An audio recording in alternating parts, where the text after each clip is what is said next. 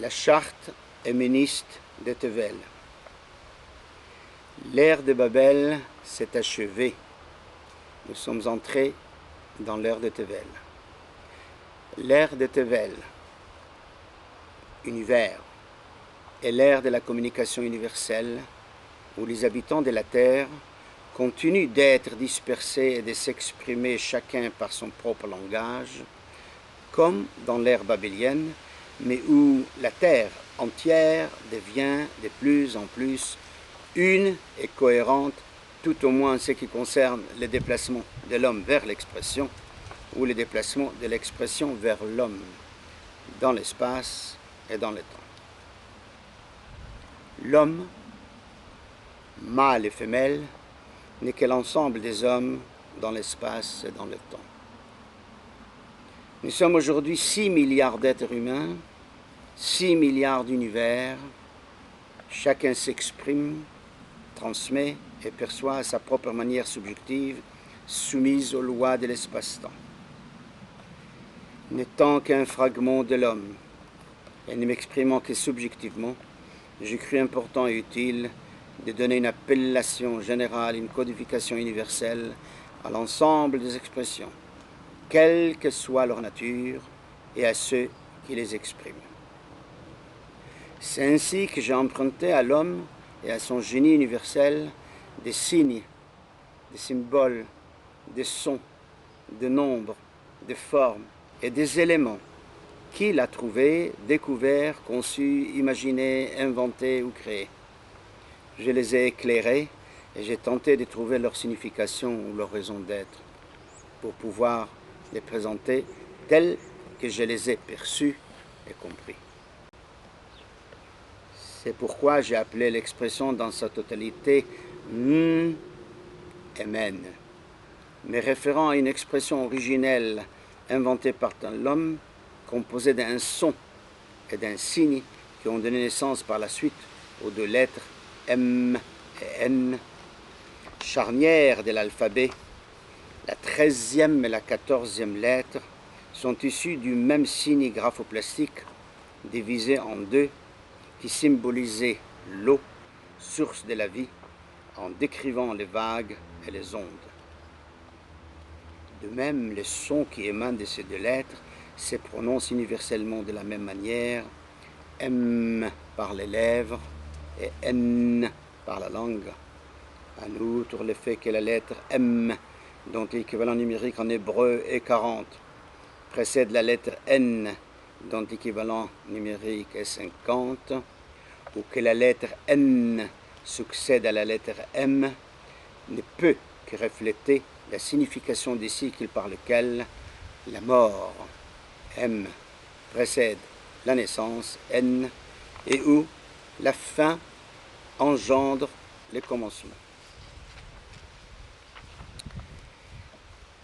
J'ai situé cette expression totale héméniste entre le noir, l'absence de couleur, et le blanc, l'ensemble des couleurs, ou entre le blanc et le noir. En d'autres termes, entre deux éléments correspondant à des limites extrêmes, au-delà desquelles on ne peut aller, tout au moins dans le domaine de l'expression.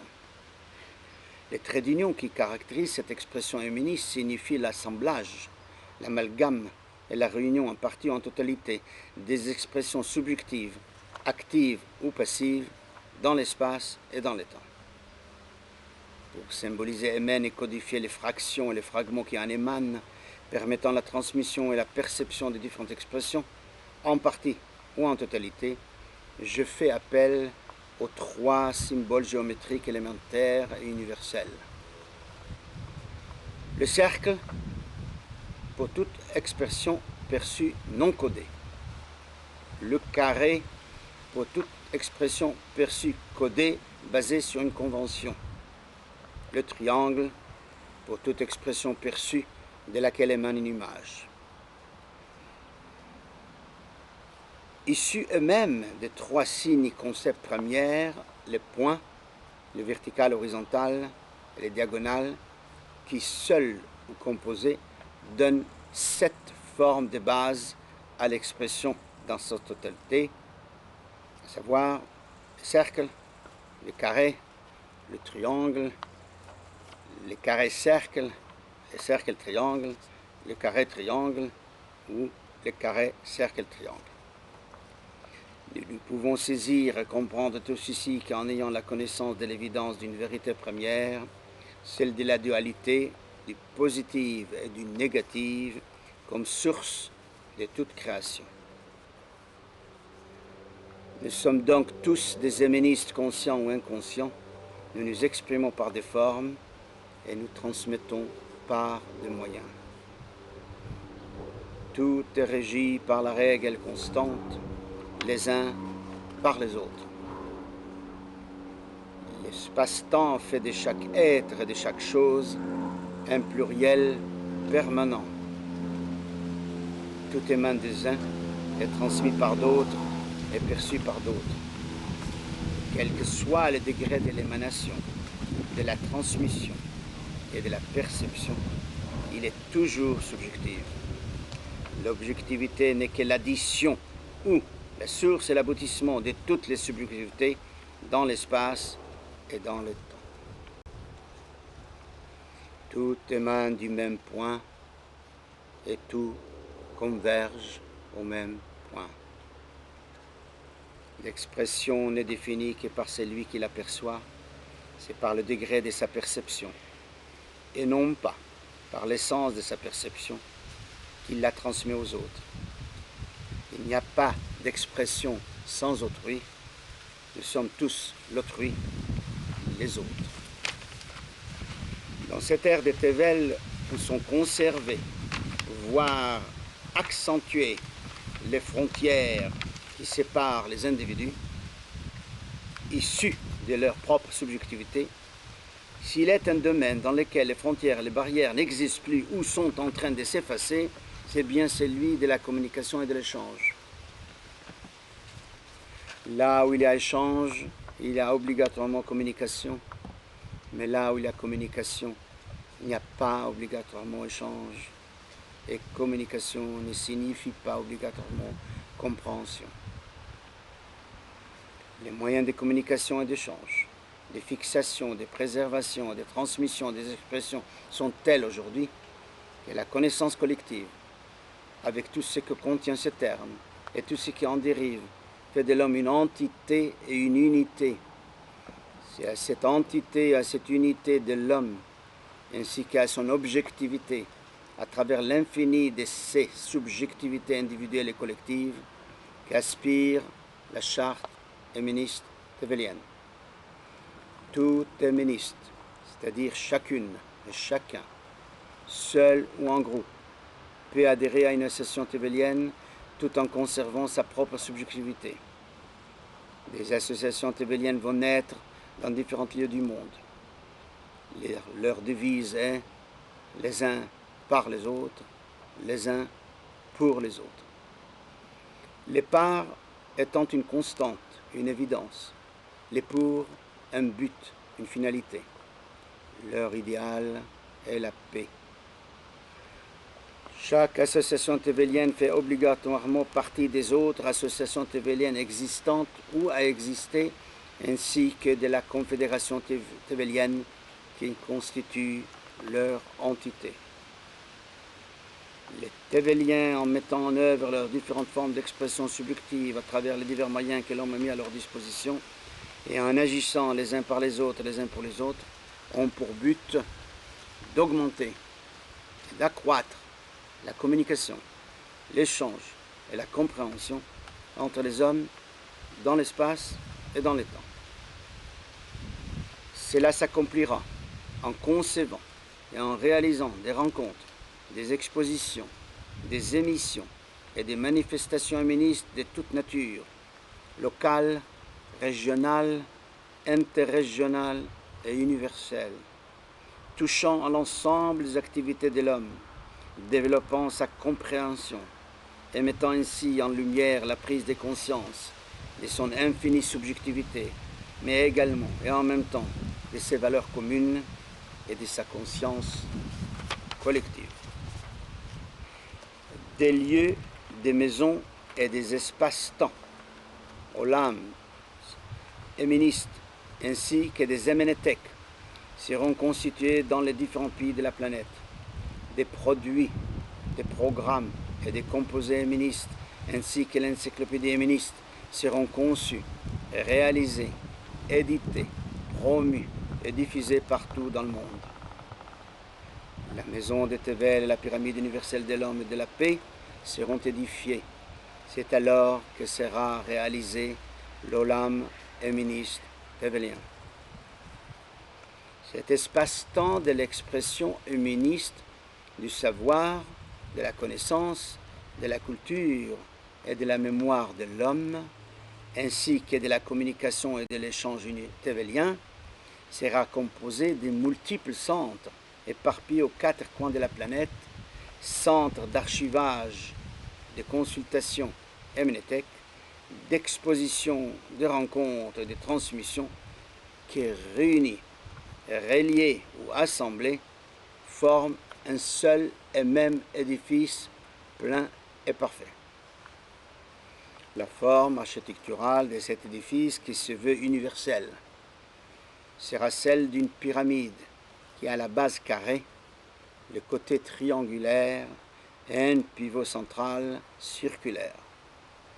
Cette pyramide composée des 10 niveaux, paliers, divisée en 640 pièces, elle-même fragment du cercle carré triangle, plus un 11e niveau correspondant à une seule et unique pièce, le pyramidion, dont la pointe sur ces convergences de toutes les lignes, formes et nombres ainsi que de toutes les portions, représente l'objectivité et symbolise la paix.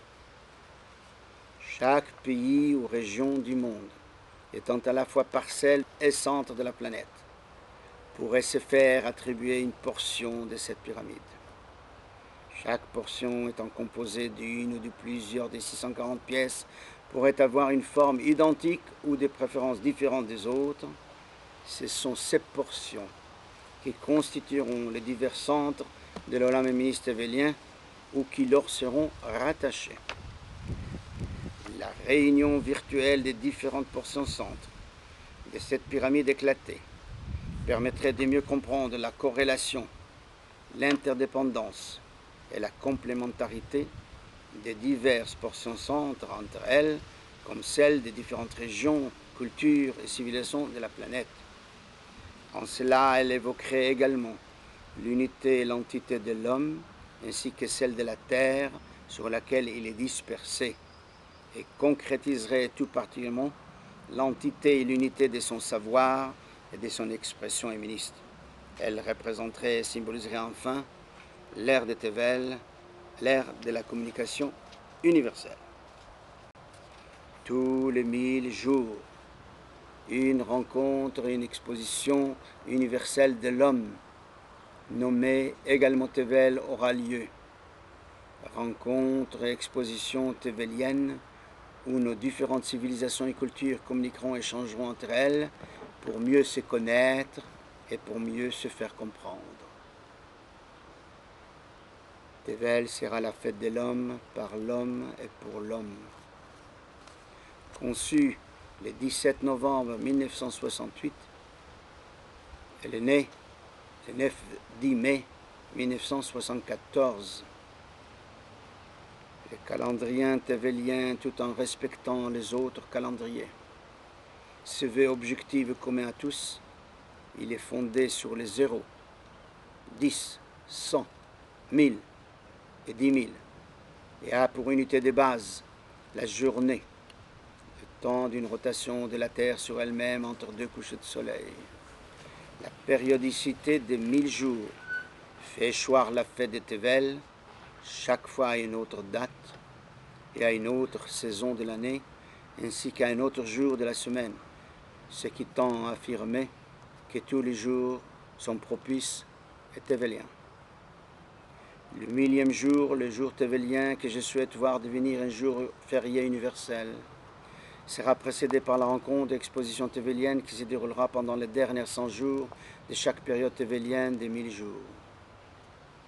Une génération peut enfin être définie par la période de 10 000 jours. J'ai appelé la première génération tevelienne la période entre les jours de la naissance de Tevel, le 9-10 mai 1974, et les jours de sa majorité, le 24 et 25 septembre 2001, le printemps de la paix planétaire. Le premier jour tevelien aura lieu entre les couchers de soleil du 24 septembre 2001 et le coucher de soleil du 25 septembre 2001. Il sera précédé par la première rencontre exposition tevelienne qui débutera le 16-17 juin 2001. Ce sont les Teveliens et leur association confédérée qui œuvreront pour la fondation et l'édification de l'Olam Héméniste tevelien, pour la célébration du jour tevelien, ainsi que pour la réalisation de la rencontre exposition tevelienne qui se produiront et se manifesteront simultanément et conjointement dans le monde entier, sur la planète saine, entre l'ensemble des hommes, à travers la pluralité et la diversité de leurs expressions subjectives, émises, transmises et perçues, et par l'utilisation de tous les moyens de communication et d'échange. Ainsi, Tevel, la fête de l'homme, sera également la fête de l'univers et de la paix. Signé Paris-Jérusalem, le 17 novembre 1980, et Moshe Naïm, c'est moi en personne. Merci François Rabat.